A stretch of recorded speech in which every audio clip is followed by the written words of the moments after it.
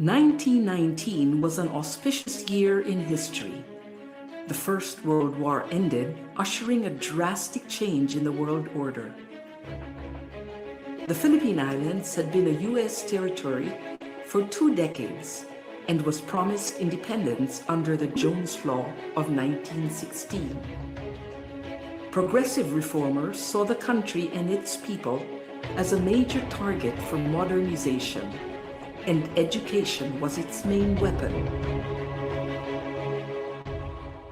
7 forward-looking Filipinas came together in 1919 to create a school where young women could gain the knowledge and skills that would make them modern women. Paz Marquez Benitez was the first president of the Philippine Women's College. Jose Abad Santos was its first chairman of the Board of Trustees. Francisca Tirona Benitez was the second president, and with her husband Dean Conrado, guided the school from a house on A. Flores Street to its iconic Taft Avenue campus. In 1932, the college became a university, making PWU the first university for women in Asia founded by Asians. It provided a space where innovations in education flourished, and young people were encouraged to be the best that they could be.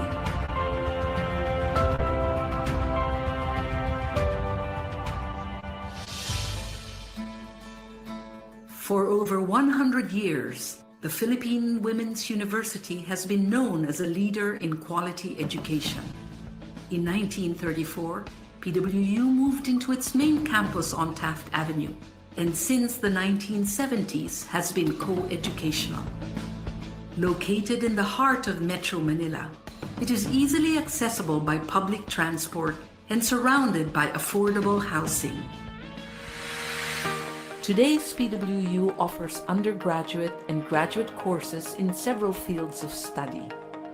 Its business and management programs are responsive to the needs of industry, using evolving technology for global competence.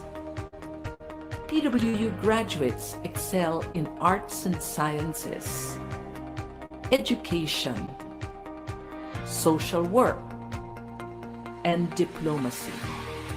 Its fine arts and music programs have produced outstanding graduates through a holistic education that treasures heritage as well as excellence.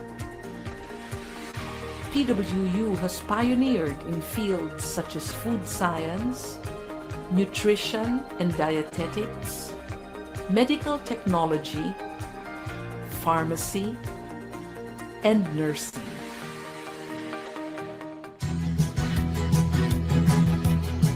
PWU continues to play an essential role in producing graduates who possess the skills that make them competitive in the country and anywhere in the world.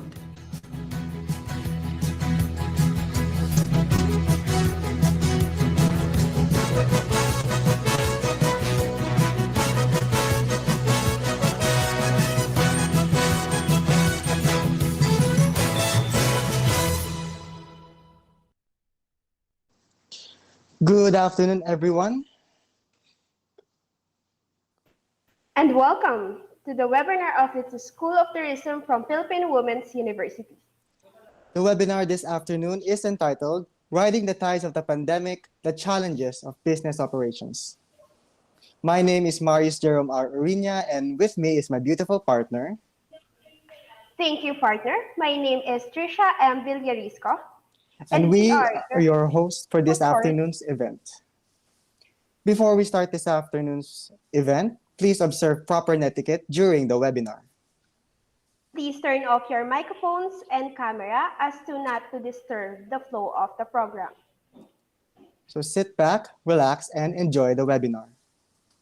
Please reserve your questions for the speakers later during the question and answer portion of the webinar. Thank you. And now, let us put ourselves together in silence as we pray our opening prayer and place your right hand over your chest for the singing of the Philippine National Anthem.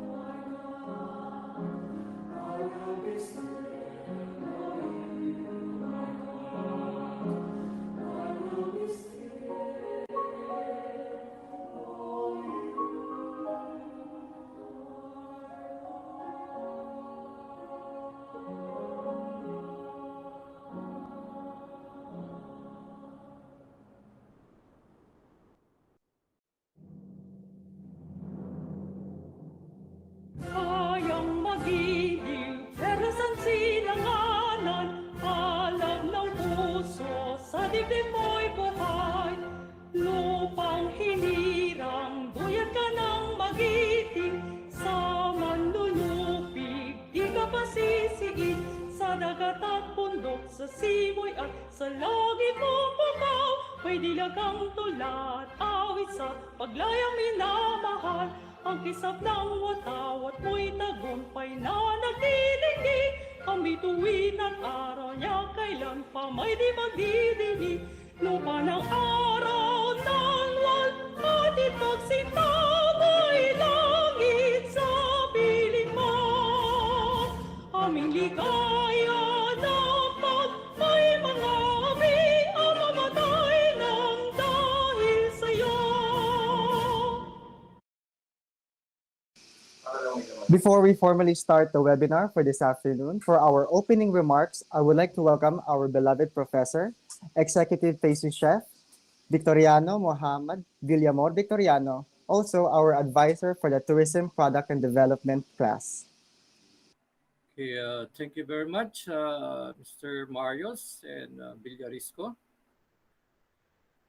Dr. Emanuel Jose Abellana, the Dean of School of Tourism, Hospitality Management, Administration, faculty member, students, and viewer. A pleasant good afternoon. Today we are gathered here to witness the online webinar that is being organized by the students of Tourism Product Development course under my supervision. With the theme, Riding the Tides of the Pandemic, Challenges of Business Operation. This webinar will showcase the challenges of business operation during the COVID-19 pandemic. Our goal of this event is to encourage the students to prepare themselves in the future to be globally competitive in the real world of the industry. We have chosen this topic in line with the current situation of what's happening in our business in the world of new normal, and to be able to share the different challenges of entrepreneur face when operating business during the pandemic, and to find ways of different opportunities in operating business. So ladies and gentlemen, just sit back and relax and be ready to be educated. Thank you very much. Thank you, Sir Victoriano. And now, for our inspirational message, please welcome the Dean of Tourism and Hospitality Management, Dr. A. Primewell Jose L. Abellana. Thank you, Trish. Thank you, Marius. Mabuhay and good afternoon, Patriots. To our University President, Mr. Marco Alfredo Benitez. To our University Chancellor and Senior Vice President for Academic Affairs, Dr. Felina C. Young, and all our Vice Presidents in our university. To my fellow academic deans, program chairs, and all the directors of the different offices. To our resource speakers, of whom two of them are our current students, our BS Tourism students, and they'll be formally introduced later. To Executive Pastry Chef Mohammed Victoriano, the class advisor, whom his dedication and passion to hold and mold the new generations of tourism leaders and movers. And to our esteemed faculty members of the Schools of Tourism and Hospitality Management, Ms. Mabel Liza Cagado, Mr. Ruben Meneses, Ms. Josephine Saliman, Ms. Sheila Joy Guia, Ms. Novin Santos, Attorney Inigo Piras, Dr. Cristina Caluze, and of course, Ms. Percy Hernandez, our admin assistant, our virtual guests here and abroad, friends, students, ladies and gentlemen, great afternoon. I am very, very happy and proud for this afternoon's webinar, organized for our college students, the BS Tourism Management majors, for they were able to showcase their skills, their knowledge, and confidence to conduct this event virtually and to hone in more their craft and learning in the virtual classrooms. By the way, this is our 10th live webinar series in the Schools of Tourism and Hospitality Management graduate and undergraduate students. And one last webinar this coming Saturday. See you soon. My dear BS Tourism Management students, this is another milestone in our department and a very historical day for all of us because you have shared and made a great difference and significant of this new acquisition of knowledge to conduct this event. Great job, great job. This afternoon's theme, Riding the Tides of the Pandemic, the Challenges of Business Operations, is for better now since March 15, 2020, with several community lockdowns all over the country, food shortage, work and school disruptions, with high level of stress and disappointments in life, and with business closures and or downsizing of employees. Today, we are continuing moving forward the tides of in our improved economy and social activities in this now and better normal. The speakers this afternoon will be sharing more on their personal experiences and challenges, recovery plans and programs, business insights and thoughts. And I'm very, very sure that we will all learn from this afternoon's talk. Your objectives this afternoon are very timely and relevant. Number one, because we have to know the different challenges that entrepreneurs face when operating a business during a pandemic. And number two, know the different opportunities in operating a business during pandemic. And lastly, updated the current situation, our tourism and hospitality industry. So let us continue to pray, update ourselves on the different trends in the business, take actions safely to stay healthy and well, and hope for a better tomorrow and to have a better new normal economy. I commend Marius, Trisha, Luella, and all your other brilliant classmates for a very successful event. Great job and congratulations to your amazing team. Your parents, your guardians, or your family are so very proud of you all. Continue that excitement and enthusiasm to learn every day. I am sincerely thankful again and grateful for a million thanks to the PW Marketing Department, the PW ICT Office, and of course, the technical assistance of the PW Media Center with Sir Vladimir Villamor and his team for all their selfless support to these future tourism practitioners and managers and movers, our BS Tourism Management students. Thank you and mabuhay. Good afternoon. Thank you, Dean Prime, for that wonderful inspirational message. And now, to formally announce our first speaker, may I call on Miss Luella Arroyo. Thank you, Trisha. And moving forward, to start our first speaker, she is one of the most intelligent and hardworking students of our class. I would like to welcome one of our own BSTM third year tourism student management. Please give a virtual round of applause to Ms. Roan Magbita. Thank you for the introduction. My name is Roan and I will present my topic, the unemployment and challenges in the COVID-19.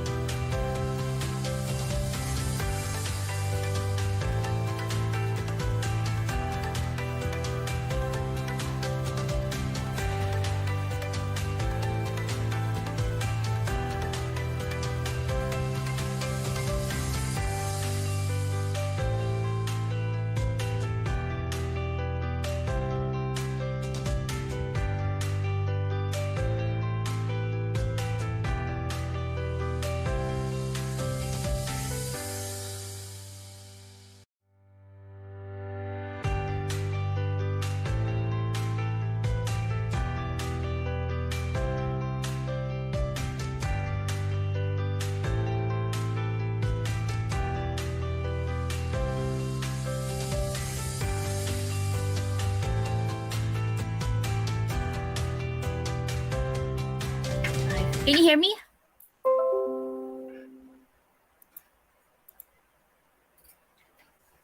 Okay. I would present my topic, unemployment and business opportunities during the COVID-19. Your best quote that reflects your approach. It's one small step for man, one giant leap for mankind by Neil Armstrong.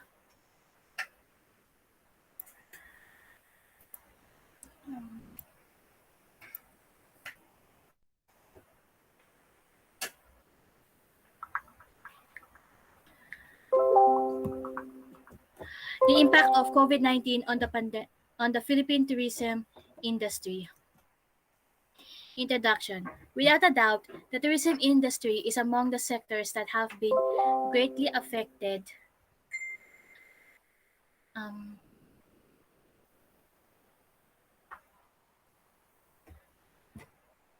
sorry.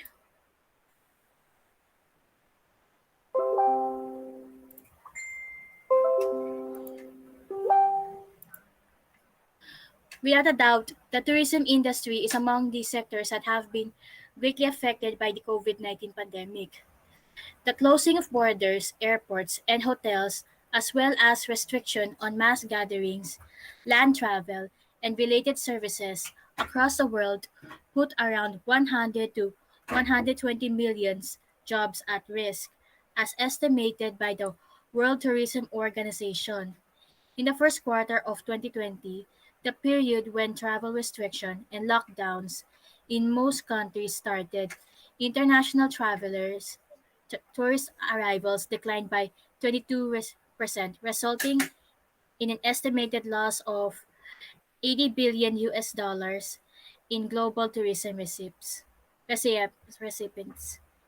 In such period, 97 destinations have totally or partially closed their borders for tourists. 65 destinations have suspended international flights totally or partially, and 39 destinations were implementing the closing of borders, banning the arrivals from specific countries.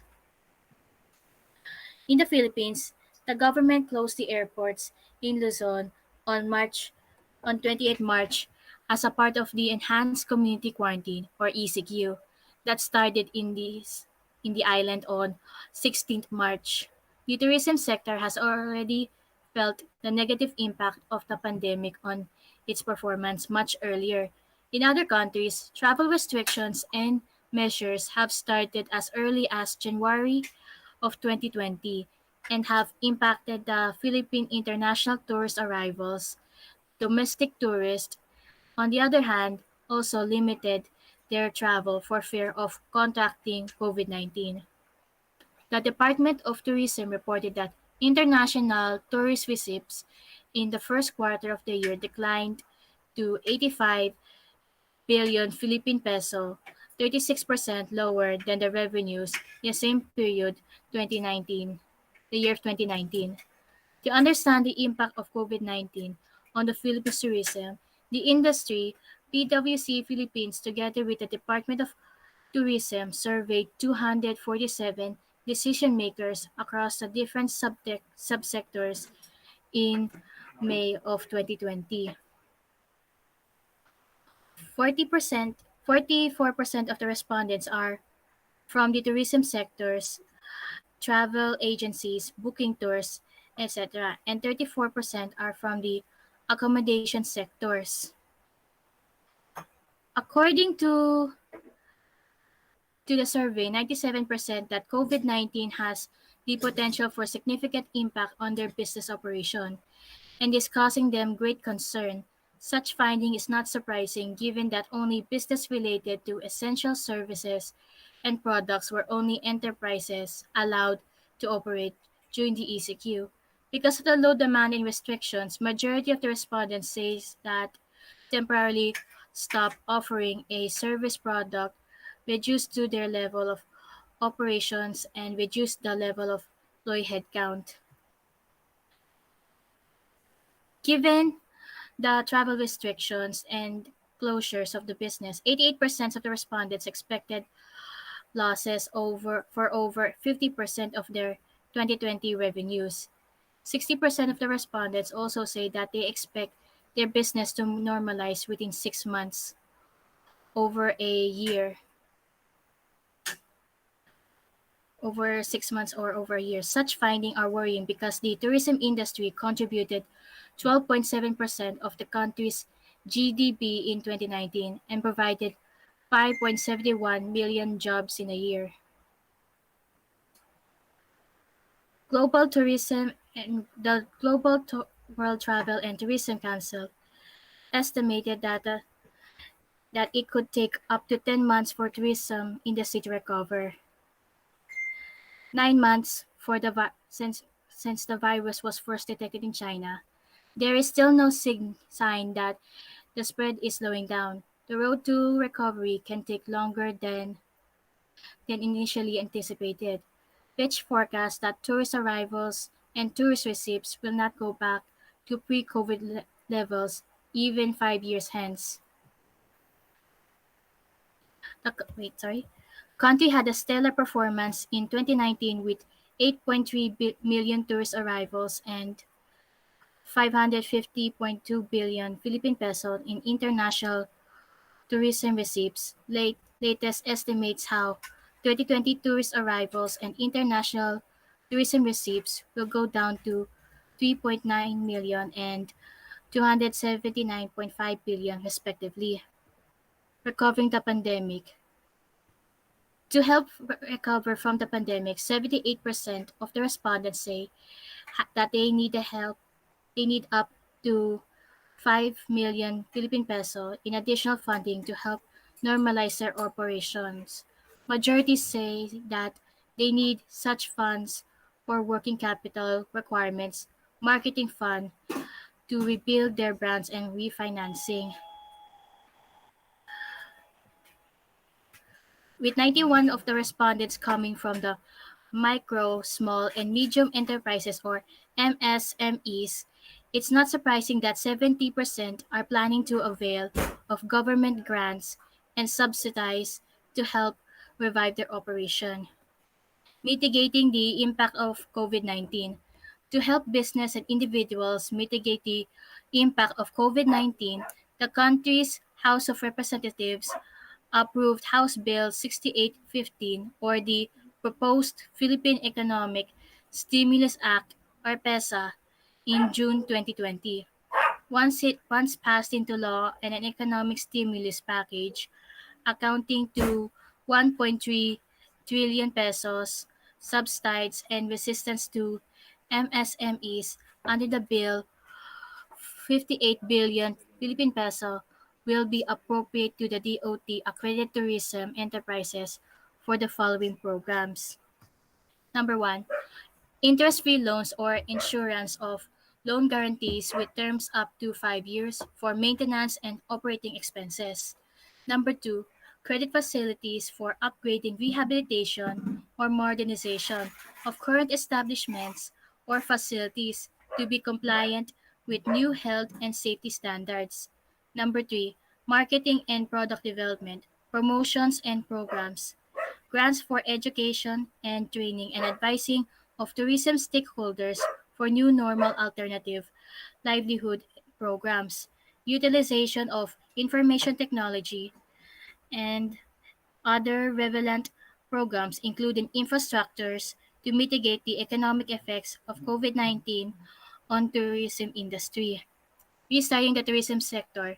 With the absence of revenue, majority of the respondents says that they can only sustain their operations up for 6 months. Similarly, most of the respondents have cash runway of up to 6 months. How to restart the tourism sector after COVID-19 is one of the top questions leaders across the world are asking. In fact, 79% of the survey respondents says that they expect international tourist arrivals to decline by over 50% in 2020. Respondent says, I hope that the government and the Department of Tourism will be able to come up with a clear bounce back program immediately so that stakeholders may be able to make business decisions. While the government is currently reviewing the possible financial assistance in need to help business survive in the impact of pandemic. While the government is currently reviewing the possible financial assistance that be provided to tourism players, according to our respondents, access to customers' reasonable price consultants and suppliers as among their top needs to have sustainable business after the ECQ. In other countries, some of the initiatives to help restart tourism are as follows. Singapore, they will provide funding to engage customers and maintain mindshare. The Singapore Tourism Board, or the STB, has launched 20 million US dollars marketing partnership program. The STB has also launched the SG Stories Content Fund of 2 million US dollars, online training to upskill workers, tools to accelerate digital transformation. Japan. Go to the campaign, the government will subsidize half of the domestic travel cost up to 20,000 yen per night and issue coupons that can be used at souvenir shops and elsewhere. Creative stay content for diversifying customers. For Japanese consumers who purchase domestic travel products during that period via travel agents or coupons equivalent to half of the price, including accommodation discounts, coupons, and usage coupons for local products, restaurants, facilities are given. In Thailand, project to develop the capacity of entrepreneurs and personnel in tourism to improve the quality of service and build confidence for tourists. CCTV installations in important tourist attractions to maintain the safety of tourists in Chiang Mai, Surat Thani, Krabi, Chonburi, and Phuket provinces. Project to promote and upgrade tourism operators to Thai tourism standards. Projects to promote the development of accommodation of tourism in the community. The industry expects a significant decline in international tourist arrival and in, must also consider ensuring their business for pandemics. Getting back in flight. The Philippines has beautiful islands that will once again attract the tourists after the pandemic. Nevertheless, the country should take this opportunity to rebuild the sector by helping the players upskills and digitalize, rethink the way they do business, and ensure compliance with safety and health protocols. Promoting medical tourism and agri-tourism may be among the programs that the country can prioritize to help restart the sector. While the Philippines is experiencing difficulties at these times, Filipinos should remember that through combined efforts and hard work in the past, the country was able to grow the tourism sector and made one of the top GDP contributors. With the country's renewed commitment, Filipinos can be confident that the tourism industry will achieve better than this pandemic. While tech initiatives and removing the barriers to financing are relevant, access to customers is a top need of the industry players. Top government interventions the business to wish to receive. Number one, tax initiatives business. Number two, removing barriers to accessing financial support. Number three, loan grants. Number four, generate a platform for promotion of MSME. Number five, loan guarantee scheme that create modest value. Number six, provide a program for entrepreneurs to take up service-oriented activities. Number seven, create a program startups. And lastly, number eight, capacity building seminar. That is all for my presentation. Thank you everyone for listening. Thank you, Ms. Magbitang, for that very inspirational and informative presentation. We have definitely learned a lot from your discussion. For our next speaker, he is also a BSTM Tourism Management student. He is currently a working student for 1886, a local clothing brand located in Saudi Arabia, and he is also working as an events coordinator for Marcom Arabia. Please give a virtual round of applause to our very own Mr. Abubakar Salih Muhammad.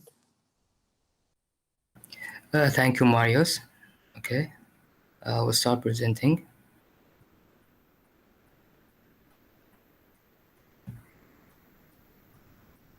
Sorry.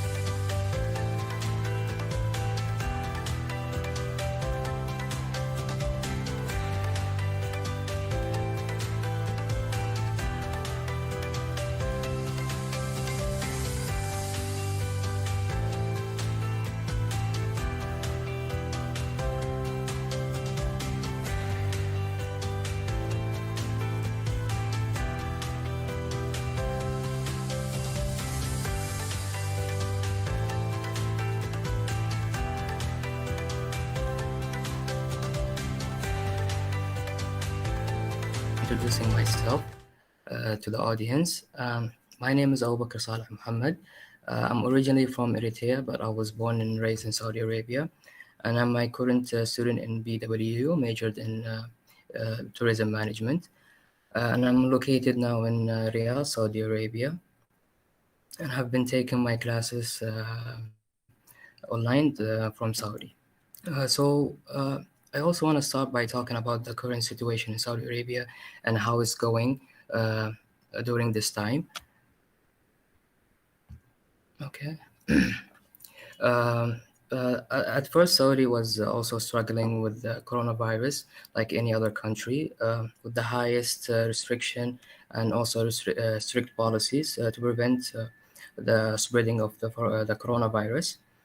And so for that, the government of Saudi Arabia has put fines to anyone who would violate these rules or policies, such as paying a certain amount of money if it was your first violation, and the second time it can reach to a bigger amount. Also, the government banned gathering in residence, workplaces, businesses, and to report any violations of the precautionary measures. And also, it says suspend all the gathering and started to promote a campaign called "We Are Responsible." And this campaign showed that it's really successful because a lot of citizens were really responsible, and they were trying so hard to obey the rules and try not to violate these restrictions and to raise awareness about COVID-19 and so on. So let's say these fines made everyone stay put and to be more cooperative, which really helped the government to control the virus, and what also helped the Saudi government more to fight the pandemic. The launching of an app called Tawakkalna, which is originally conceived to support the government of Saudi Arabia efforts to combating the spread of the coronavirus by facilitating the electronic issuance of movement permits during the curfew period, and with the advent of the vaccine passport. The Tawakkalna app role has evolved to include a variety of services, including facilitating the forwarding of a user's COVID credentials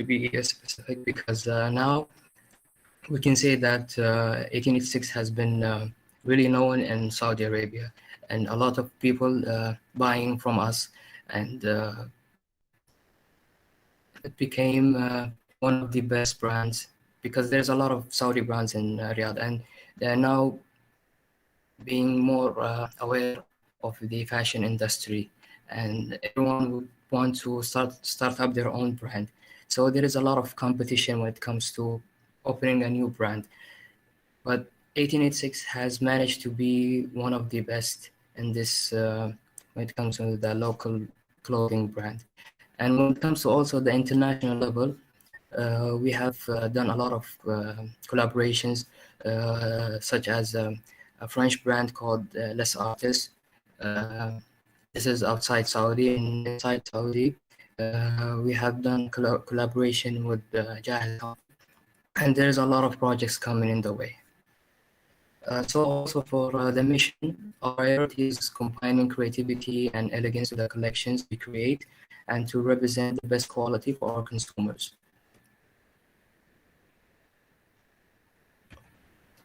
Value.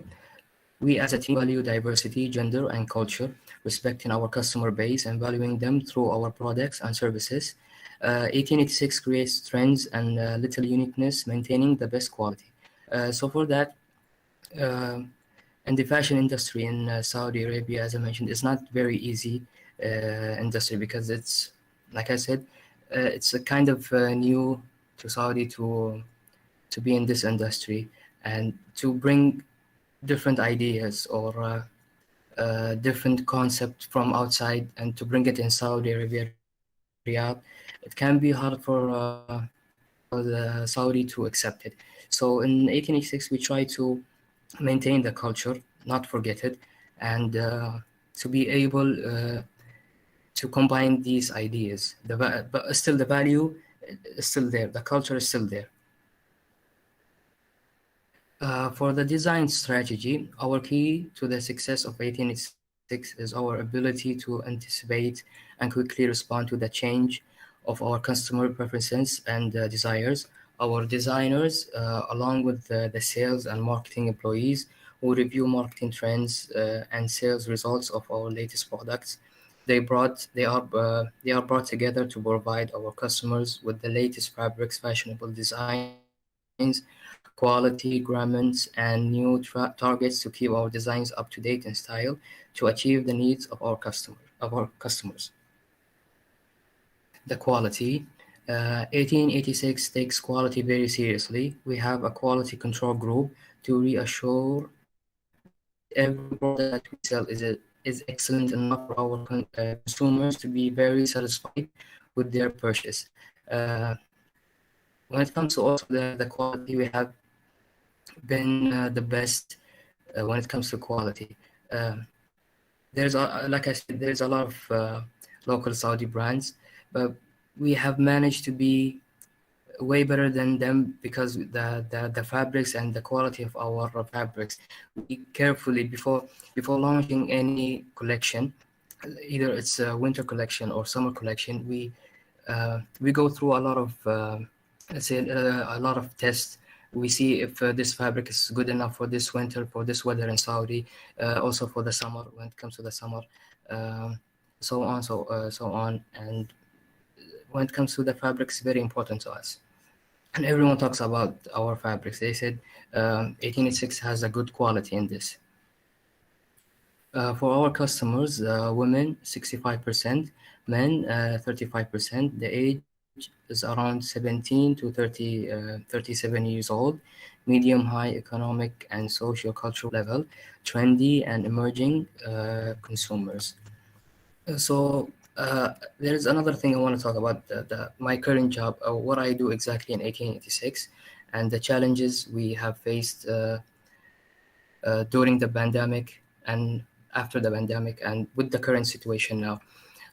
So I received a job offer in 1886 fashion. And actually, when I first got the job offer, it was a bit difficult for me. And because I had no experience or knowledge about the fashion industry, and I took it as a challenge to get something new, to get the experience, because it might be something I would like in the future.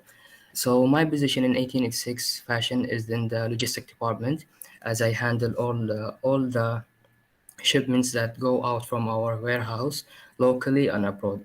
And also for abroad, we ship to everywhere in the world.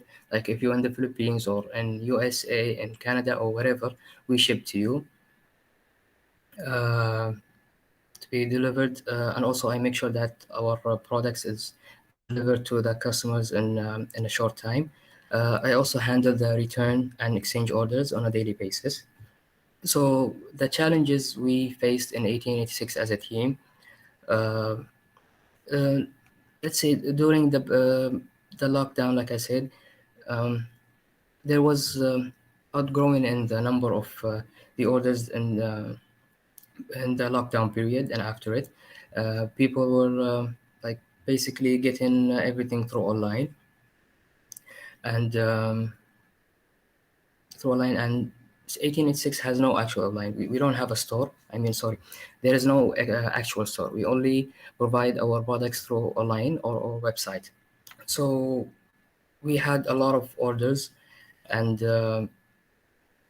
and also the marketing team in our company did a really good job promoting the brand through social media and do all kinds of campaigns talking about new pro new products, new our new winter collection. Uh, and also we have done promo videos about the new collection. So between November and December last year, we had um, a new shipment came, and we had like a small warehouse, and we had like a few employees. We weren't that much, like I think at that time was four to five employees, and it was a bit difficult to handle the shipment, and it made things difficult for us to s- uh, to set everything before the launching of the new collection and the announced date from the brand itself. So we worked double shifts for 2 weeks straight to get the collection ready and to make sure all the items came as we ordered from our suppliers. So after everything was ready, we opened our website for the new collection so people can order. So the thing that we did not expect that in the first 3 days we had like 1,200 orders and around 1,200 to 1,500 orders in the 3 days. So like I said, we were like few employee, so the work was double for us. Like besides my job in the logistic department, as I mentioned, I had to help the other employee to get the orders done very fast as much as we can, and and also it was really difficult at that time. And within the first week it reached 3,000, and so the things were like over our heads.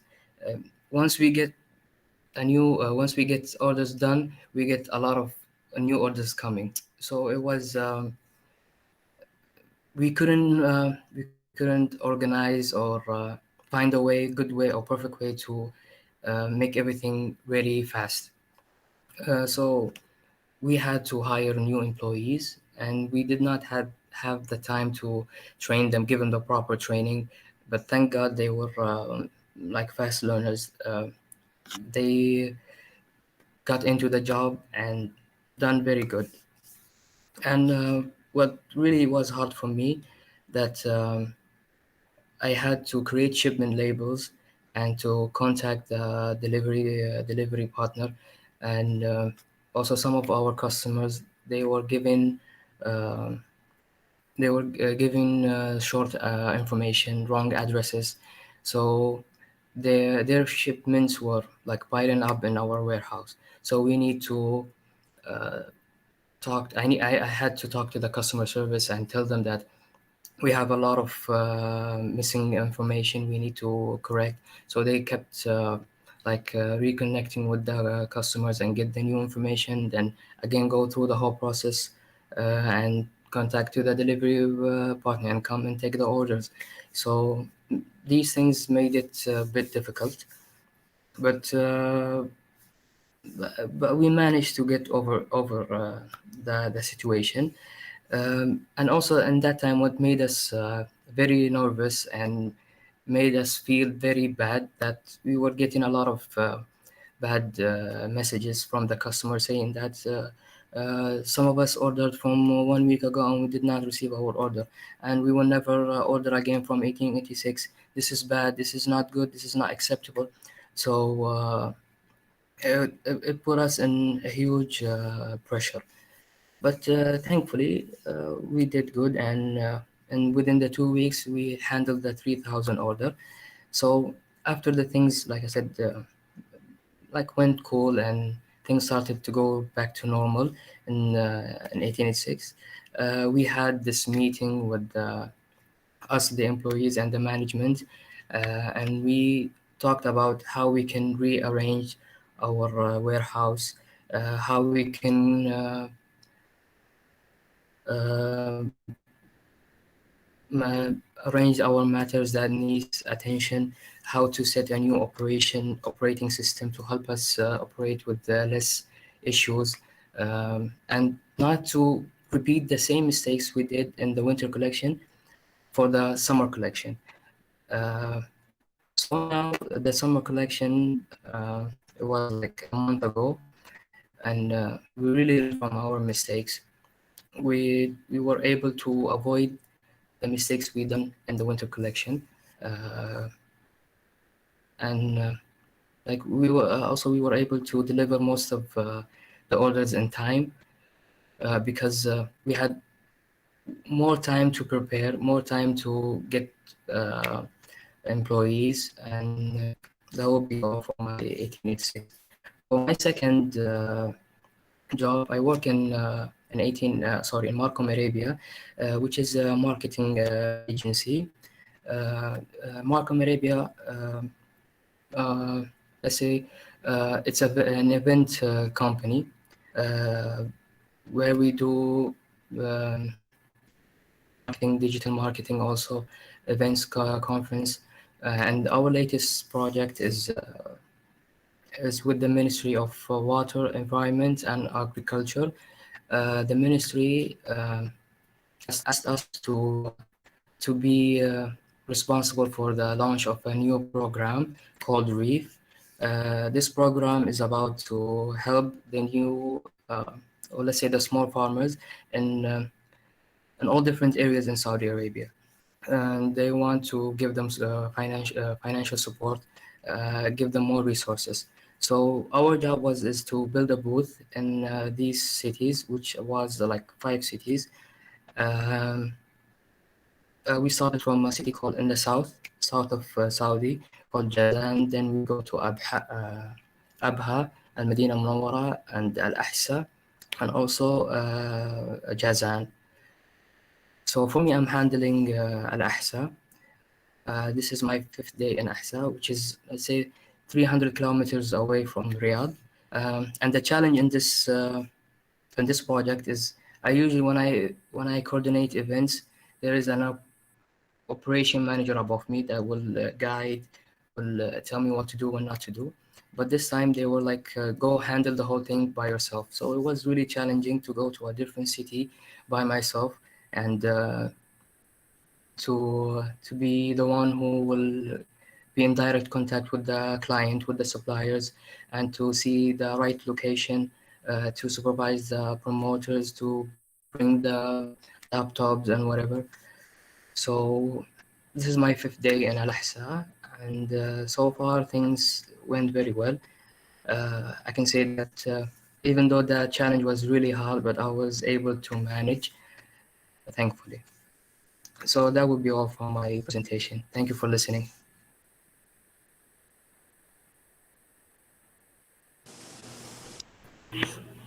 Thank you, Mr. Muhammad, for that very informative presentation. and I hope that your project will be a success for you to help the farmers. And Marius? Thank you. Thank you, Trisha. And lastly, I would like to present our final speaker for this afternoon. He is an entrepreneur and an owner of a business called Samyup Grab and Go. He is a graduate of BS Physical Therapy and worked for 2 decades in the corporate world with China Airline, AstraZeneca, Unilab, Nestle, Citibank, and ANZ.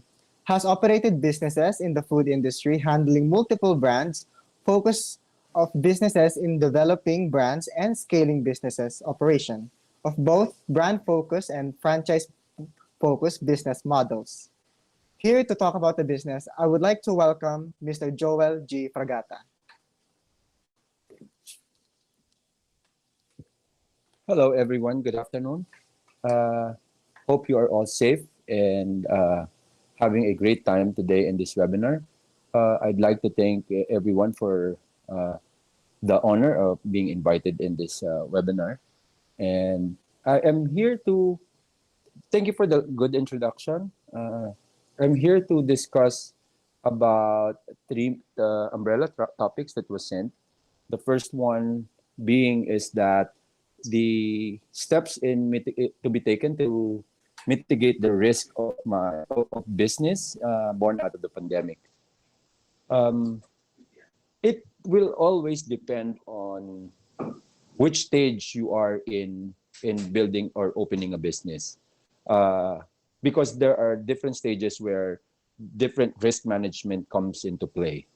If you are to open a perfect example of that is that if you are to open the business right at the mid of the pandemic or at the start of the pandemic, then the risk mitigation is in your capital infusion. um, you have to make the decision to understand where to put your finances into. Are you to put it in a brick and mortar type, wherein you open a store and spend your capital in building an actual store for the sit down, which is at the moment uh, poses a high risk or a challenge in making sure that the return of investment will be as fast uh, as you may want to have it in your aspiration. You during this period, if you are at the stage where you are opening up your business, the risk mitigation is to understand where to actually put your capital. Is it a brick and mortar model, a sit down, or you would rather have it as a cloud kitchen, which is at the moment is the go-to process or model that most of the food and other businesses in general is going into. Reason for that is because it costs you less amount of capital in starting off with a cloud kitchen and eventually creating your customer base online and having the mode of product delivery into order to be delivered at the comfort of their homes or offices where they feel safe as well. That is the stage, that is the risk management that you need to really consider if you are at the stage of opening it up. If it's a different risk management when you are at the middle of your operation, meaning you already have your business running and you are suddenly hit by unforeseen events such as the current is the pandemic, the global pandemic. In this case, the risk management goes into deeper into operation and understanding how you can shift the your model into being able to have productivity with the limitations that are happening. People cannot go out, people are limited in dining, and the heavy focus when you have that, when you are hit by the pandemic on in the middle of your operation, meaning you have built your brick and mortar already, you have your restaurant already, you have your business, whatever that is, already in place and it's running, and you were hit by the pandemic, then your risk management is in your cost.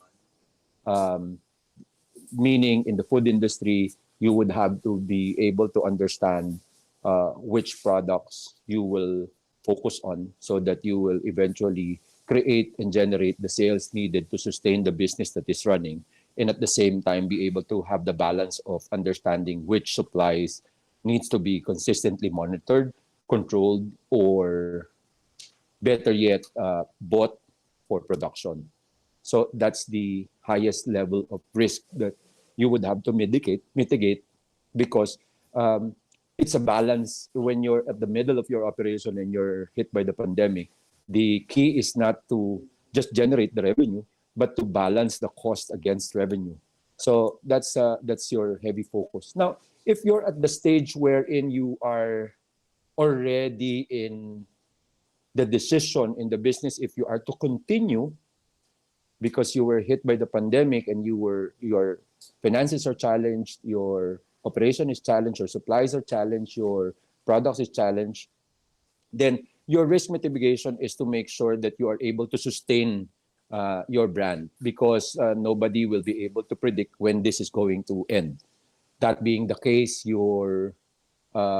it becomes more of a balance of how aggressive you can be, uh, given the current situation. If you are at the latter stage of your business when you are hit in the pandemic, so all entrepreneur has this mindset, but not all actually practice it.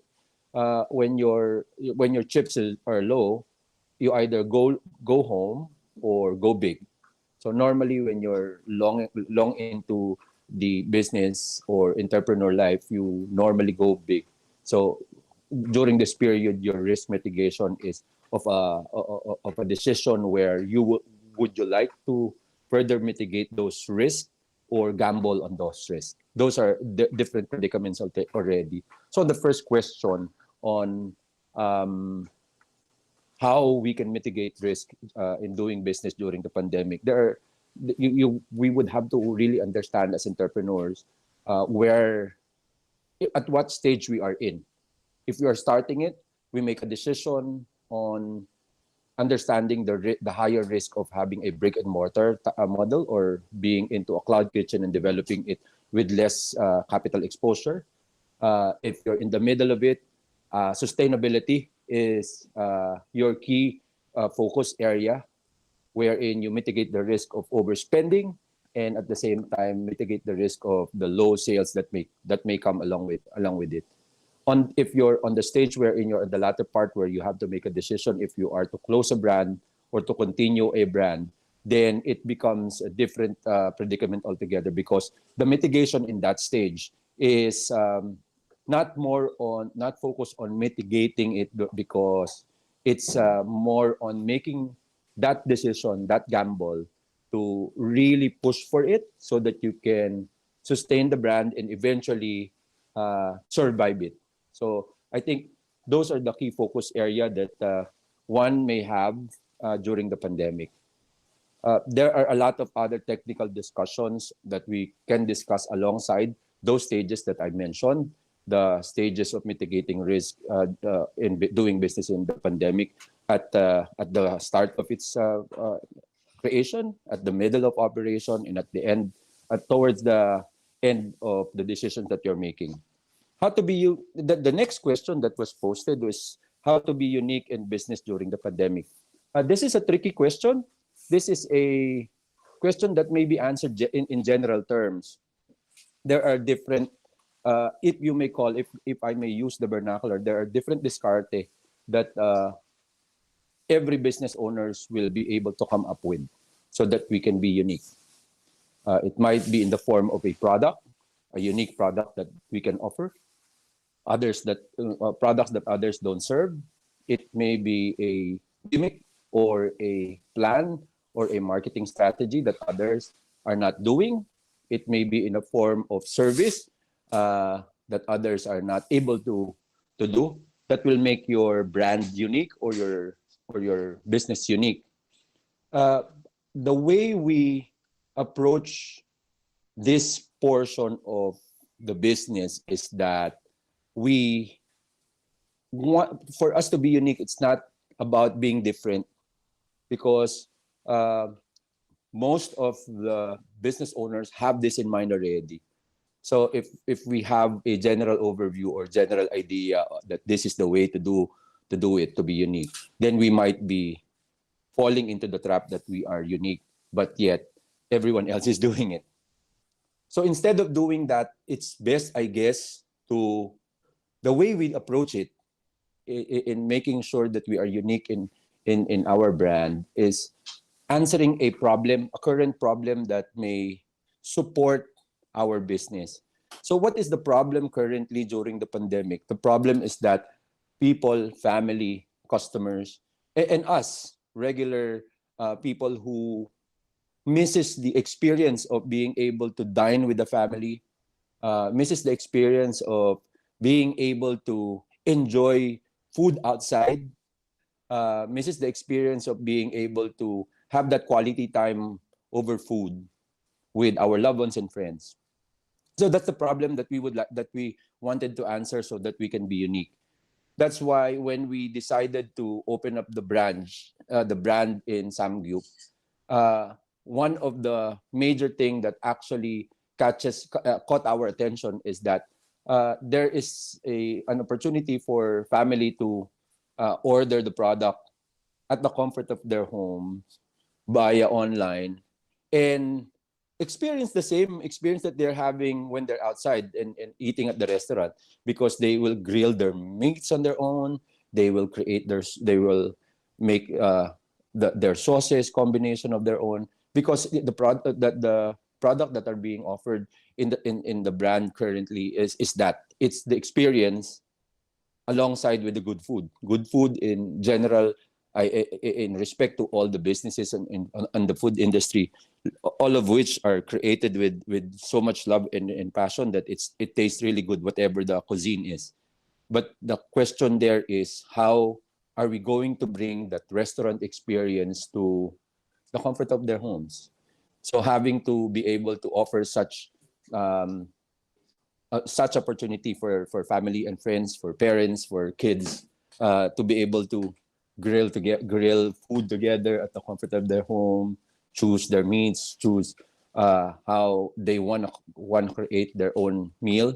It's like looking at the menu, on a sit down setup and ordering it. So that is a lucky way for us to be able to find out this brand and have it in operation. Currently, what we're doing is that in relation to the first question, we decided to have the cloud kitchen, to start with the cloud kitchen instead of having the brick and mortar immediately, because that is the demand. That is a demand that is existing because born out of the limitations. Now, in third question, it says that how can we take advantage of the online platform to promote business? The best way to answer this is that imagine being able to open up a business without the pandemic. The one that will catch the attention of your customer is that when they walk in the establishment, your restaurant, your store, or whatever business that may be. And the one that will catch their attention are the ones that are actually placed in what we call the escaparate, your showcase. So in capitalizing online, you would have to approach it as your store. Some may have a general idea that it's as simple as having an online page and being able to post your products and all that. But if the approach is like that, then that would be one-dimensional. So the brains behind that should be that the mindset is that when creating your online platform, it has to be treated as if it's your brick and mortar store, wherein all the information pertinent to what the customer would be needing, all the products from description to the actual quality of the photos, which is relative to the actual products, has to be really taken in full focus. If you would notice, most of the people who browse in different pages, the first one is visual. It has to be eye-catching before a person reads the details, because that's the nature of that's human nature. Sight before sight before hearing, sight before taste. Those are the primary triggers, and we need to understand that dynamics, yung human dynamics of how we are able to catch the attention of the people who will be browsing our online platform. The online platform is needless to say the new norm, the new business. Even if there's no pandemic, actually, even if there's no limitation, actually, if you are not online, then you don't have a business. I believe in that. Being an old school business owner, age will tell you that. So I strongly believe that if your business is not online, then your business is not going to grow in this day and age. So it's very important that we are able to capitalize on understanding what the customer is wanting to have or the needs. We have to be updated with the trend. We have to be updated with what catches the attention of different demographics. Demographics of age, and what does the older generation wants to see, wants to experience, will catch their attention. The younger, the mid-age generation, and the millennials like us would be interested in. So these are just age demographics. The other demographics that you would have to consider in having to understand your algorithm in strengthening your online platform are different types, like what class of customers are you positioning your product in, what location are you focusing in the location, what are the product demographics. Are they heavy on food, heavy on merchandise, heavy on retail items? These are the consideration in making sure that you are able to put the right content. As I go to the core consideration of the online platform, it needs to have the right content for a targeted market, and you have to have a clear target market. And that's how you will be able to align and focus the strategy in your online platform. So I guess the other stuff that we do in online, such as boosting, such as getting into groups, joining groups, such as encouraging reviews from customer, such as being able to read the news. These are all factors that happens behind the online platform. It's not as easy as having the platform. It's there's tons of research behind it, so that you would be able to somehow lessen the hit or miss when you put out a content. I guess that's how activity is going to be raised.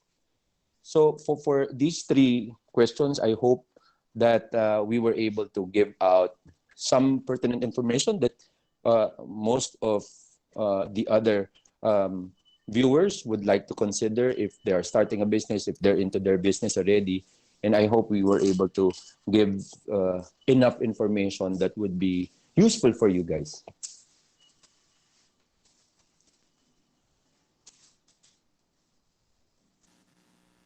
So thank you, Mr. Pagata, for that wonderful and very informative.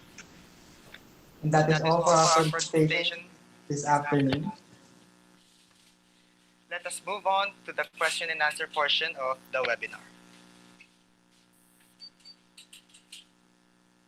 Amazing topics indeed from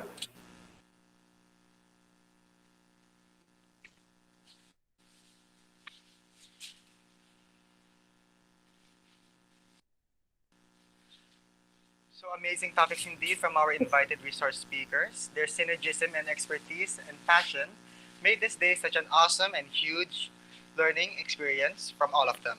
We are delighted and very optimistic of our future in the tourism industry.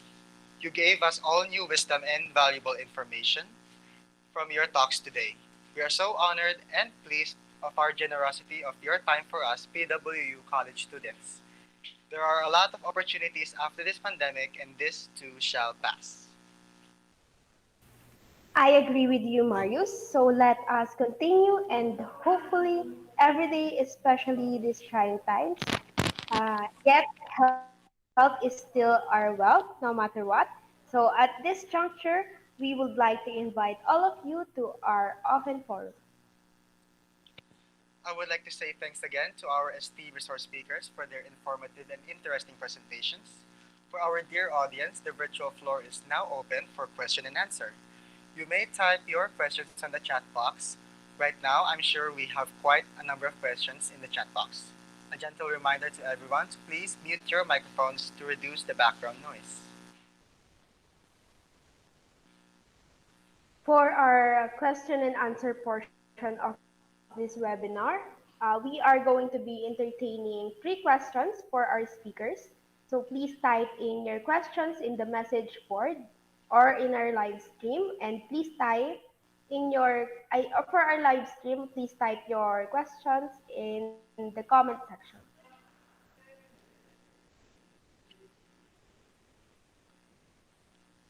So for our first question is from Joy Valderrama. Uh, his, her question is, what are those suggested plans or concrete advice for small businesses that are vulnerable to the effects of COVID-19? Again, what are those suggested plans or concrete advice for small businesses that are vulnerable to the effects of COVID-19?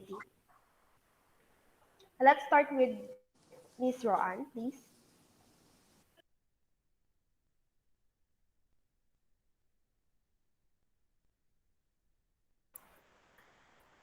Okay.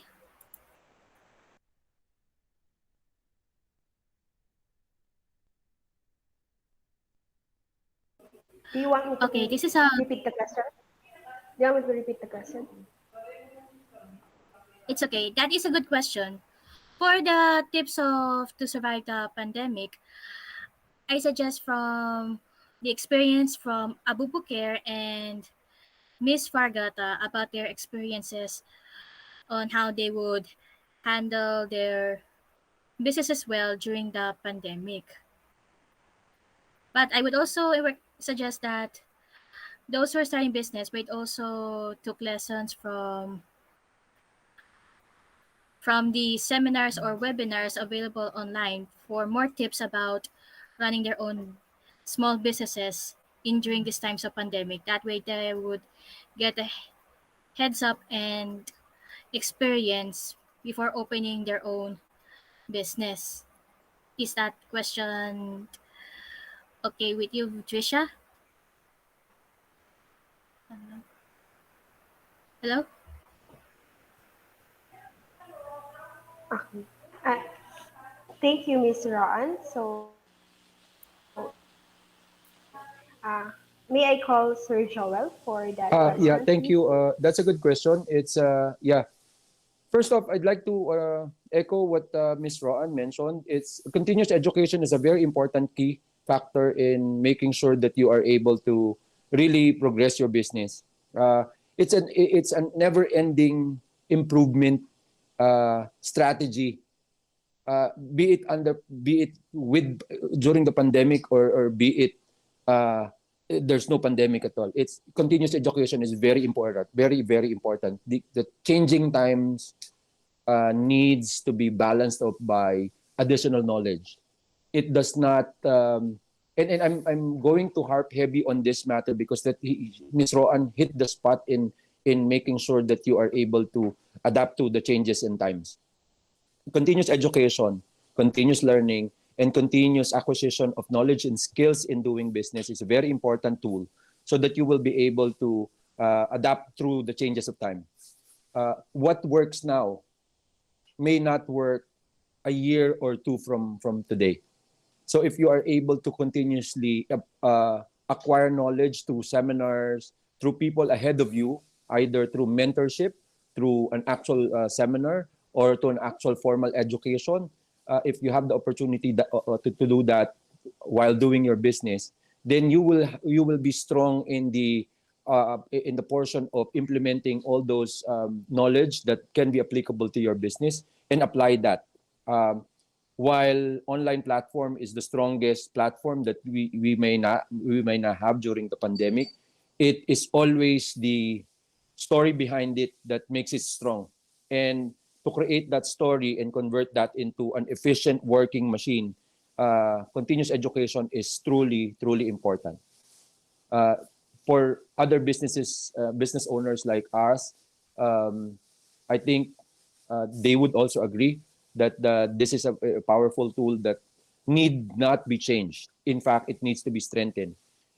Case in point is that when we shifted to online platform, I don't know much about posting. I don't know much about when to post it, what time should we post it, what's the prime time in social media, what social media platform has more activities and even the read on algorithm. I don't have an inch of an idea of that. I only learned it through one of the partners that we have in operating business, which is Bubbles Enriquez, and one of the partners that I have who would be able to validate that is our numbers guy, who's also a partner of mine, which is Chesney. So I learned from mentorship through people who already know that. And even if we're all in the same age in the business, those are valuable learning activities that I am now able to apply in doing our business. It makes it easier for me to approve, agree, disagree on the content creation in our online platform, and even in product development. Learning is not only coming from those ahead of you, but those who are actually alongside with you, or just starting. Even the new ones who are establishing their business, coming out of the fresh from education, like you guys, students who are fresh graduate and just finished their OJT in school. These folks may not have started a business yet, may not have an experience of how to operate it, but they bring value in contributing to the new techniques, the new learnings that they learn from school. So the respect for the value of education that you may get will be coming from people who is younger than you, who's new in the business, equally important, and those that are ahead of you. Those are the things that you need to have in balance, because that education, that knowledge will help you in creating the strategies for the business.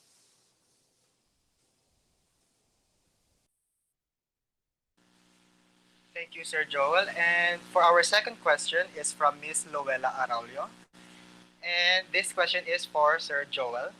So the question is, how can businesses deliver better outcomes in times of a crisis? That's a tough question, but it's a good question to ask.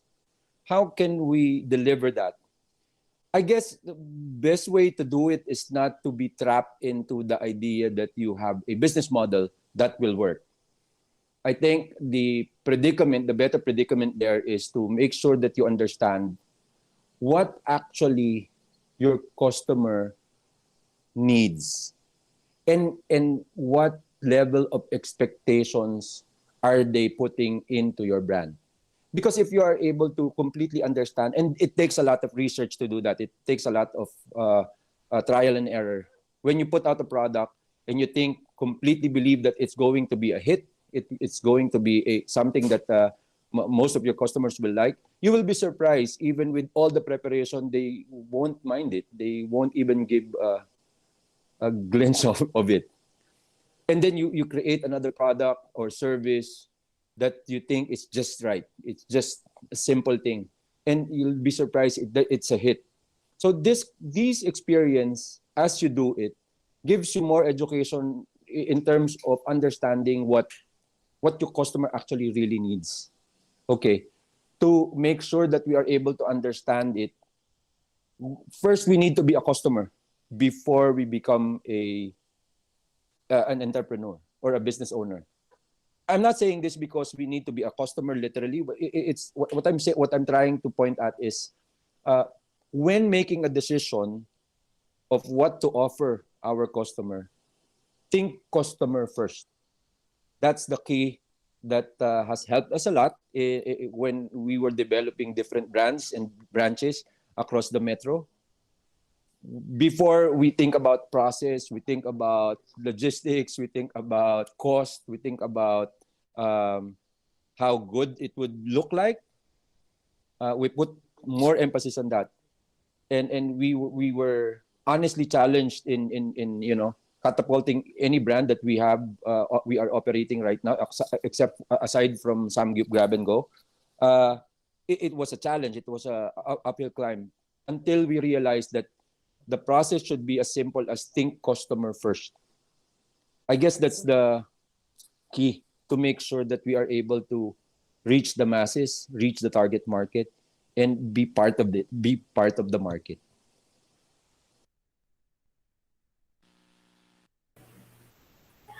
Thank you for that, sir. And for our last question, it is from Hannah Alulod. What is the best way to avoid scams and frauds from customers? Again, what is the best way to avoid scams and frauds from the customers? May I call Mr. Mohammed and Mr. Joel for this question, please? Sorry, Trisha, can you repeat the question again? Okay, I will repeat. What is the best way to avoid scams and frauds from the customers? Um, I think, in my opinion, to avoid such as the scams and this type of customers is to be aware of, let's say, the type of customer you are handling with, and uh,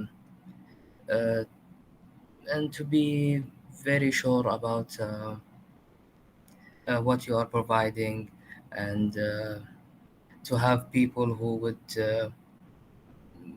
be able to know and read this type of scams and this type of customers. Uh, I guess maybe Mr. Jewel can help us answer this question. Uh, thank you, Mohammed. The question is how to distinguish a scam, a fraud in doing business. It works both ways. First off, if we are the customer and we're wanting to understand if we're engaging into a scam or not, um, it's easier to do that because due diligence is what you need. You just need to check further before you really engage into that product or buy it or pay for it, because there's a platform that you or a brand that you will have to research. There are information around that you will be able to get so that you will know, and there are basic information or investigation that you can do before you buy it or you engage into a payment with it. It's different though when you're a business owner and you're wanting to identify if the customer is a scam. That's a different predicament altogether, because these are individuals that you don't know of. You don't have a concrete way to be able to understand if they're just trying to take advantage of you, because all you can do, especially if there's no currently there's no sit down, you don't see them face to face. You see their profile in Facebook, and we all know that in Facebook you can create any other profile. In fact, I've been wanting to put Piolo Pascual as my profile picture. So so it is a balance, it's a challenge. But when you have a process, let's say you're a business owner and you have an ordering process and a payment process, normally right now CODs are um, very seldom allowed. Normally orders are paid ahead. We capitalize with the online platform of banking and transfer facilities. So if you receive the payment, you have the address, you can serve the product. Then you shift the balance of to the customer, thinking that we are a legit business. The only way to do that is to be able to in your platform the services you have provided in actual evidence, like photos of items being delivered, uh, things that you were able to service, companies that you are currently servicing. Your documents can be accessed anywhere, your permits and everything else, and your profile. So it's the integrity of your page that they will be able to validate that they'll be comfortable to pay. Now there are customers who would order and not actually pay you. There are those. We don't have we cannot say, and I'm sure given the current predicaments of the situation, uh, there are a lot of business owners who have experienced this, where a customer from out of nowhere ordered something and they delivered and no payment was made. Even if a proof of payment was made, it can easily be done via Photoshop and see that. So we have, in that particular process, we added a validation mechanism wherein if a proof of payment has been sent to us in all the platforms that they can send it via Viber, via Facebook, via email, or via our Instagram page. We validate it and to check which account was credited of the same amount and in the name in it. So technology now made it easier for us. In the same manner, the work between the technology and the person behind it is very, very important, that it's being monitored. So it takes a lot of work, but that's the only way currently that you would be able to validate if you're being scammed or not. Just just make sure that you have the due diligence in, if you're a business owner, due diligence in making sure your process is in place. If you're a business owner, the due diligence in making sure that your process is followed by the customer, so that you would know that they are seriously ordering from you.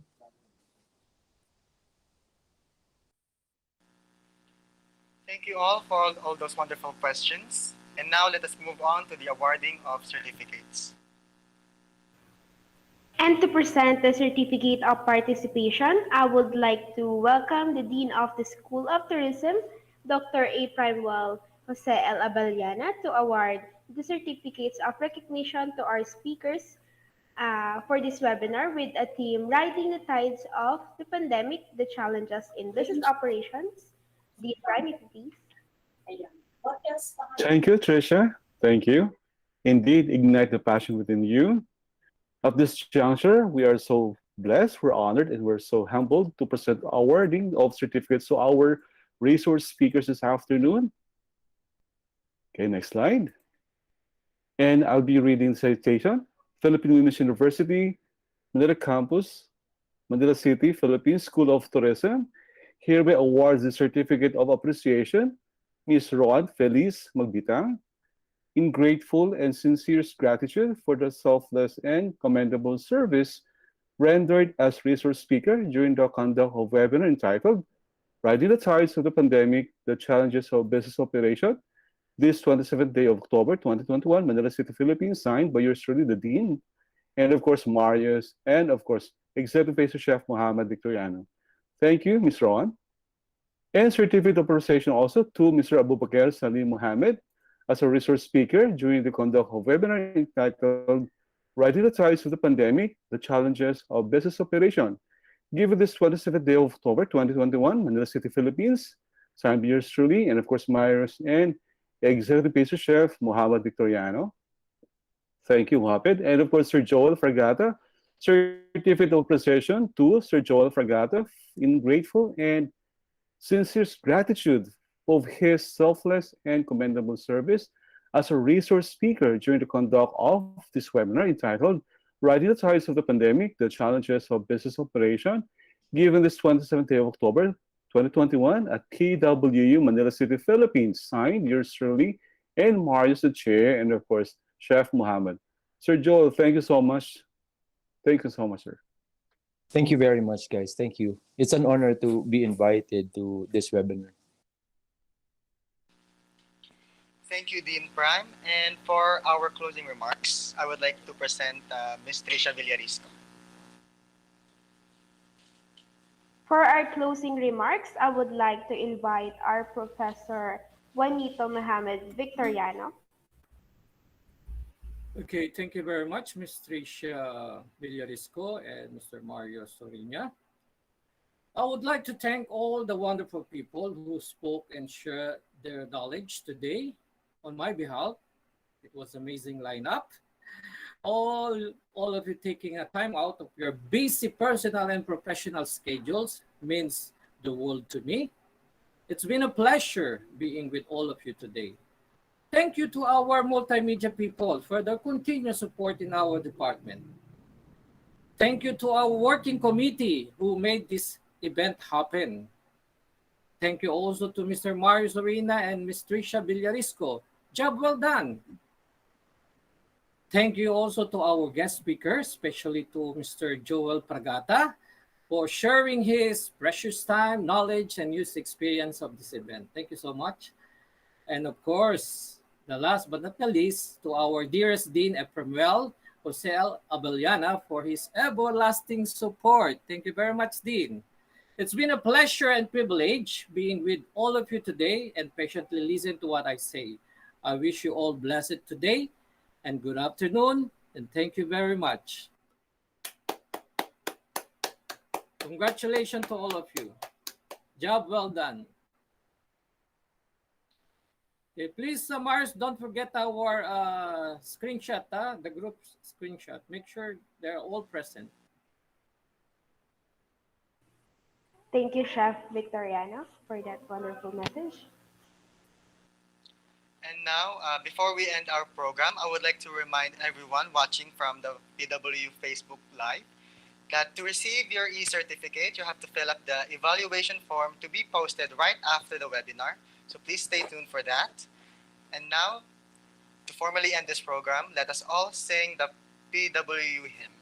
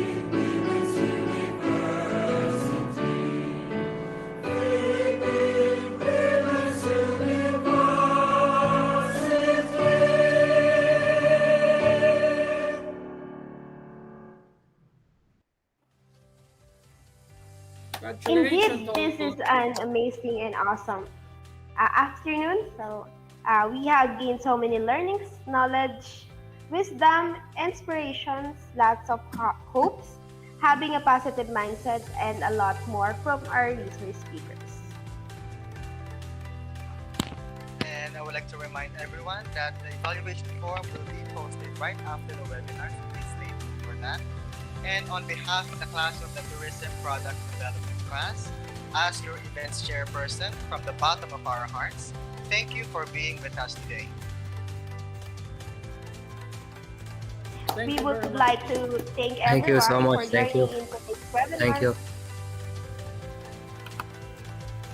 I am your host, Trisha M. Villarisco. And I am Marius Jerome Arvinia. Thank you and good day. Thank you and good day. Thank you, everyone. Thank you.